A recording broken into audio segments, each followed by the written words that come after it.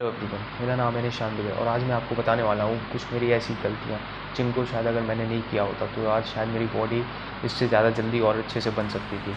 तो हम शुरू करते हैं। तो सबसे पहली गलती ये होती है कि आप ज़्यादा अपनी एक्सरसाइज पे ज़्यादा ध्यान देते हैं, अपनी डाइट पे आप बहुत कम ध्यान देते हैं। ये आपकी एक सबसे बड़ी गलती हो सकती है, क्योंकि इसके कारण आपको बाद में आपको ये समझ आएगा कि आपकी डाइट भी उतनी इंपॉर्टेंट है जितनी आपकी एक्सरसाइज इंपॉर्टेंट होती है। तो आप अपनी डाइट पे भी उतना ही ध्यान दीजिए। आप अपनी डाइट को पूरा स्ट्रक्चर कीजिए कि आपको क्या कब खाना है और कैसे खाना है। तो ये सबसे ज़्यादा इंपॉर्टेंट एक चीज़ होती है जो आपको ध्यान में रखनी पड़ेगी अगर आपको अपनी बॉडी बनानी है तो।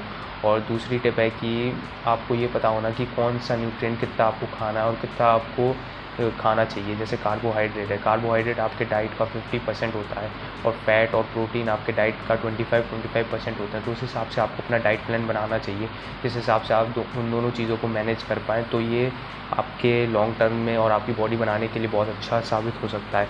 इससे आपकी बॉडी और ज़्यादा जल्दी और अच्छी बन जाएगी, क्योंकि आप एक कॉम्बिनेशन में खा रहे हैं। आप कार्बोहाइड्रेट ना ज़्यादा खा रहे हैं ना कम खा रहे हैं, आप उतना खा रहे हैं जितने आपके शरीर को उसकी ज़रूरत है, और आप प्रोटीन भी उतना ले रहे हैं जितना आपके शरीर को उसकी ज़रूरत है। तो अगर आप इस हिसाब से खाएंगे, इस हिसाब से चलेंगे, तो आपके शरीर में बॉडी मसल बनने की चांसेस बहुत ज़्यादा हो जाते हैं।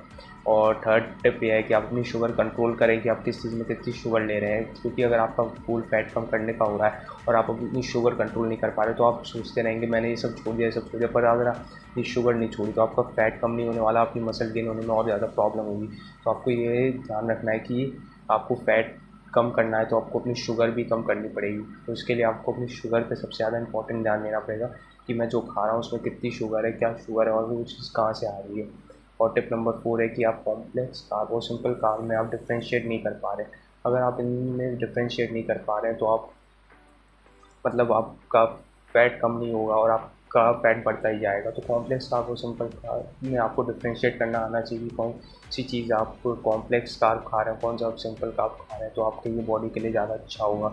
और टिप नंबर 5 ये है कि आप दूसरों की देखा देखी ना करें कि इसकी बॉडी ऐसे बन गई, इसकी बॉडी इतनी जल्दी बन गई। सबका बॉडी बनाने का तरीका अलग अलग होता है, तो आपका भी बॉडी बनाने का तरीका अलग है। और टिप ये है कि आप पानी कम से कम ज़्यादा से ज़्यादा पीना चालू कर दीजिए। अगर आप एक्सरसाइज कर रहे हैं तो आपको शुरू में पानी पीना और ज़्यादा करना पड़ेगा, क्योंकि बहुत से लोग होते हैं जो बहुत कम पानी पीते हैं और वो सोचते हैं कि मैं सब कुछ नहीं कर रहा हूँ पर मैं मेरी मसल गेन नहीं हो रही। तो इसका एक मेन कारण ये भी होता है कि आप पानी ढंग से नहीं पी रहे हैं। अगर आप पानी ढंग से नहीं पिएंगे तो आपकी मसल गेन नहीं हो पाएगी।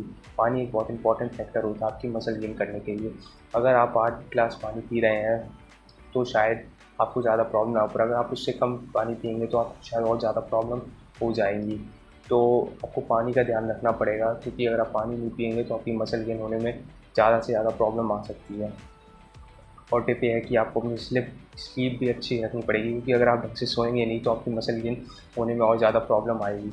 आपको अपनी स्लीप साइकिल को भी अच्छे से शेड्यूल करना पड़ेगा, क्योंकि अगर आप अपनी स्लीप साइकिल को अच्छे से शेड्यूल नहीं करेंगे तो ये आपके लिए आगे चल के और दिक्कत की बात हो सकती है, क्योंकि अगर आप ढंग से सोएंगे ही नहीं तो आपकी मसल कहाँ से रिकवर होगी। आपने जो अपनी मसल को ब्रेक डाउन किया है उसको रिकवर होने में टाइम लगता है। तो अगर आप 6-7 घंटे की एक प्रॉपर नींद नहीं लेंगे तो आपकी मसल अच्छे से रिकवर नहीं हो पाएगी, फिर ढंग से मसल आपकी नहीं बन नहीं पाएगी।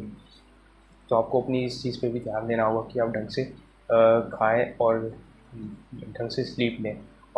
और एक और टिप ये है कि आप प्रोटीन इनटेक पे अपने ध्यान दीजिए कि आप कितना प्रोटीन ले रहे हैं, और वो प्रोटीन कितना 1.5 ग्राम होना चाहिए। आपकी बॉडी के वेट के हिसाब से आप उसको मल्टीप्लाई करके देख सकते हैं, तो आपको उतना प्रोटीन लेना चाहिए। तो ये आपके लिए ज़्यादा अच्छा होगा, क्योंकि अगर आप उससे कम प्रोटीन लेंगे तो उससे भी आपकी मसल गेन नहीं होगी और आपकी मसल लॉस हो जाएगी। तो आप इस बात का ज़्यादा ध्यान रखें कि आप जितना प्रोटीन ले रहे हैं वो आपकी डाइट के हिसाब से, आपकी बॉडी वेट के हिसाब से हो, तभी आगे आपकी मसल गेन होगी। और यही आपके लिए आगे चल के और बेनिफिशियल होगा, क्योंकि अगर आपको पता होगा मैंने कितना प्रोटीन तब लिया था तो मेरी इतनी मसल गेन हुई थी, कितना प्रोटीन तब लिया था मेरी इतनी मसल गेन होगी। और कभी भी ज़्यादा ईगो लिफ्टिंग ना करें, क्योंकि इससे इंजरी आ जाती है। तो इंजरी से आपकी बॉडी में और ज़्यादा आपको और ज़्यादा दिन रुकना पड़ सकता है। तो हमेशा शुरू में आप धीरे धीरे स्टार्ट करें, फिर उसके बाद आप और धीरे धीरे वेट ओवरलोड कर सकते हैं। बहुत से लोग होते हैं वो शुरू में बहुत ज़्यादा जल्दी स्टार्ट करते हैं हैवी लिफ्टिंग, पर उसके बाद उनको इंजरी हो जाती है तो उनको कुछ टाइम के लिए रुकना पड़ता है। तो आप इन सब चीज़ों का ध्यान रखें, और आगे भी आप ये सब चीज़ें अगर देख के चलेंगे तो ये तो नहीं कि आपकी बॉडी एकदम से बन जाएगी। यहाँ पर आपको बॉडी बनाने का तरीका आपके लिए आसान हो जाएगा। तो आप ये सब चीज़ें ध्यान में रखें और इन सब चीज़ों को आप फॉलो करने की कोशिश करें। तो thanks for watching. Thank you for